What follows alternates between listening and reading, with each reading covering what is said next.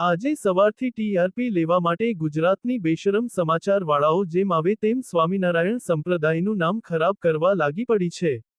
પહેલા આપણે જાણીએ કે શું છે આ ન્યૂઝવાળા ખોટી અફવા ફેલાવી રહ્યા છે। બધા ન્યૂઝવાળા આ રીતે જ એક સરખા જ સમાચાર આપી રહ્યા છે। વાત છે અમદાવાદ ગાદીના સંતનો એક વિવાદ આજે એટલે કે 25 ફેબ્રુઆરી 2026 સવારથી સામે આવ્યો છે। અમદાવાદના કોટેશ્વર ગુરુકુળના રામકૃષ્ણદાસ સ્વામી મહિલાને હોટલમાં મળ્યા હોવાનો દાવો કરવામાં આવી રહ્યો છે। આ સ્વામીનો એક વિડિયો પણ હાલ વાયરલ થઈ રહ્યો છે, જેમાં સ્વામી પેન્ટ અને ટી-શર્ટ પહેરીને જતા દેખાઈ રહ્યા છે। જો કે, આ મામલો વધુ વકરતા સ્વામિનારાયણ મંદિરે સ્પષ્ટતા કરી છે, જેમાં તેમણે કહ્યું છે કે, રામકૃષ્ણદાસ સ્વામીએ તારીખ 23 ફેબ્રુઆરી 2026ના રોજ સવારે તેઓના ગુરુને ત્યાગાશ્રમનો ત્યાગ કરી સંસારી જીવન જીવવા ઈચ્છતા હોવાથી તેઓએ ત્યાગાશ્રમનો ત્યાગ કર્યો છે। અમદાવાદના કોટેશ્વર ગુરુકુળના રામકૃષ્ણદાસ નામના સંત મહિલાને મળ્યા હોવાનો વિડિયો વાયરલ થઈ રહ્યો હતો। સ્વામી મહિલા સાથે હોટેલમાં જોવા મળતા વિવાદ વકર્યો હતો। જો કે, આ અંગે હજી આ રામકૃષ્ણદાસે કે કોઈ અન્ય સ્વામીએ પુષ્ટિ કરી નથી। જો કે, આ અંગેની જાણ સ્વામિનારાયણ મંદિરને થતા આ સ્વામીને મંદિરમાંથી હાંકી કાઢવામાં આવ્યા હોવાનું જણાવવામાં આવ્યું છે। મંદિર પક્ષનો એક દાવો એવો પણ છે કે, સ્વામીએ સ્વૈચ્છિક રીતે મંદિર છોડી દીધું છે। આ સમગ્ર મામલો મંદિર તરફથી દબાવવાનો પ્રયાસ કરાયાના પણ આક્ષેપ થઈ રહ્યા છે।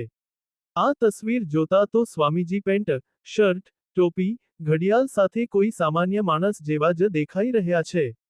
આ રીતે બધા સમાચારવાળા એકની એક જ વાત ઘૂંટી રહ્યા છે અને સમાચાર છાપી ચાંપીને નીચે લખે છે કે આ સમાચારની પુષ્ટિ અમે નથી કરતા। ખરેખર આ બધા ન્યૂઝવાળા પર પણ કેસ થવા જોઈ।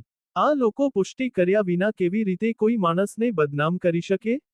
પહેલા જાણીએ એ કોણ છે રામકૃષ્ણદાસ સ્વામી।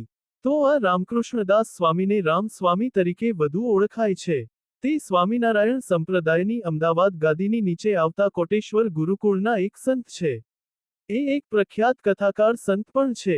તેઓ શિક્ષાપત્રી, ભાગવત કથા, રામાયણ કથા પણ કરતા હતા। અમદાવાદ ગાદીના આચાર્યની વાત કરીએ તો તેમને થોડાક દિવસ પહેલા જ એવું બોલ્યા હતા કે બીજી સ્વામિનારાયણ સંસ્થામાં સંતો ગુરુકુળો બનાવીને એક જાતનો પ્રાઇવેટ ધંધા બનાવી દીધા છે। તો અહીંયા પણ સવાલ થયા છે કે આ ગુરુકુળ કોનું છે? અમદાવાદ ગાદીના અત્યારના આચાર્ય અને તેમના દીકરા વિશે પણ આપણે વાત નથી કરવી, સત્સંગમાં બધા હરિભક્તો જાણે જ છે। પણ અત્યારે વાત છે રામકૃષ્ણદાસ સ્વામીની। સમાચારવાળાઓ કહે છે કે આ સ્વામી હોટેલમાં પકડાયા હતા, પણ તેનો કોઈની પાસે વિડિયો કે પ્રૂફ નથી। બસ હવામાં વાતો બનાવીને સંપ્રદાયને બદનામ કરવા ઉતરી આવ્યા છે।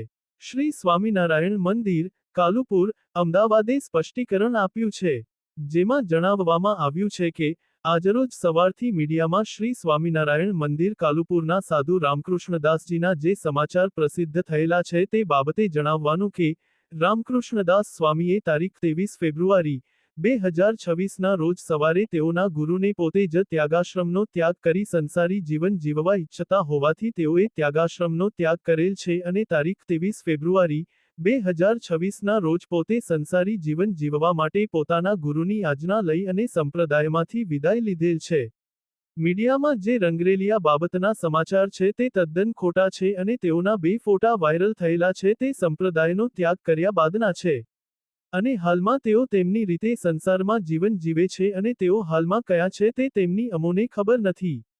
તેમની સાથે હવેથી સંપ્રદાયના નામથી કોઈપણ વ્યક્તિએ કોઈપણ જાતનો વ્યવહાર, સંબંધ રાખવો નહીં, તે બાબતની સંપ્રદાયની જવાબદારી રહેશે નહીં। હવે અહીંયા કાલુપુર મંદિરે સ્પષ્ટ જણાવ્યું છે કે આ સમાચાર ખોટા છે। પણ સ્વામિનારાયણ સંપ્રદાયમાં આજકાલના જ નહીં પણ વર્ષોથી સ્વામિનારાયણ સંપ્રદાયમાં હજારો યુવાનો સાધુ થવા આવે છે અને કંઈક વાંકમાં આવે કે ત્યાગી જીવન ના ફાવે તો પણ પાછા સંસારમાં આવી જતા હોય છે, તેમાં કોઈ નવાઈ વાત નથી। પણ આ રામકૃષ્ણદાસ સ્વામી કથા સારી કરતા હતા, તેથી વધુ પ્રખ્યાત હતા, એટલે સમાચારવાળા તેમને નહીં પણ તેમના નામે સંપ્રદાયને બદનામ કરવા નીકળી પડ્યા છે। બાકી હમણાં તાજેતરમાં જ જૂનાગઢમાં અમરગીરી બાપુએ ઇન્દ્રભારતી બાપુ પર અતિ ગંભીર દુનિયાના કુખ્યાત યૌન શોષણ ગુનેગાર એપસ્ટીન કરતાં પણ ભદ્દા કામ ચાલતા હોવાના આરોપ લગાવ્યા છે। અને આ બાપુને જોતા સૌને સત્ય પણ લાગે છે। તેમ છતાં સમાચારવાળાઓ આ ન્યૂઝ પર કંઈક નહીં બોલે. અહીંયા આ રામકૃષ્ણ સ્વામી પોતે સંસાર ગ્રહણ કર્યો તેમ છતાં તેમના પર ખોટા આરોપ લગાવી રહ્યા છે. હવે બીજી રીતે જોઈએ તો કાલુપુર મંદિરે સ્પષ્ટ કર્યું છે કે તેમને સ્વેચ્છાએ ત્યાગાશ્રમનો ત્યાગ કરેલ છે. પણ ખુદ મંદિરે જ તેમને સાધુમાંથી કાઢ્યા હોય તેવું પણ બની શકે. કોઈ ખોટા કામ કર્યા હોય તો પણ કાઢી શકે છે. બીજું જે હોટેલમાં સ્ત્રીની વાત થઈ તે સત્ય હોય તો પણ કાઢી શક્યા હોય તેવું પણ બને. અને કદાચ ગાંડો સાધુ હોય તો તે પણ ભગવા પહેરીને સ્ત્રી સાથે હોટેલમાં જાય જ નહીં તે વાત તો 100%ની છે. હા, એવું બની શકે કે ત્યાગાશ્રમ છોડીને જે તે સ્ત્રી સાથે ગયા હોય. અને અહીંયા વાત એ પણ છે કે કોઈ સ્ત્રીએ આ સ્વામી સામે ફરિયાદ પણ નથી કરી. એટલે કાયદાકીય ગુનો પણ નથી કર્યો.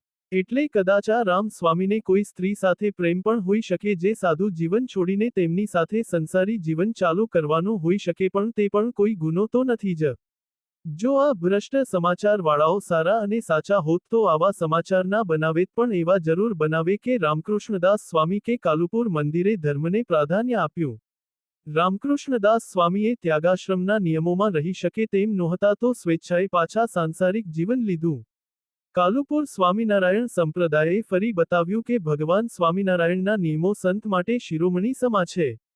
અને હરિભક્તો આપણે પણ આવા માણસોને ગુનેગારની દ્રષ્ટિએ ના જોવા જોઈએ. કારણ કે તેમને ગુનો કરવાને બદલે સાધુ જીવન મૂકીને સંસારનો રસ્તો લીધો.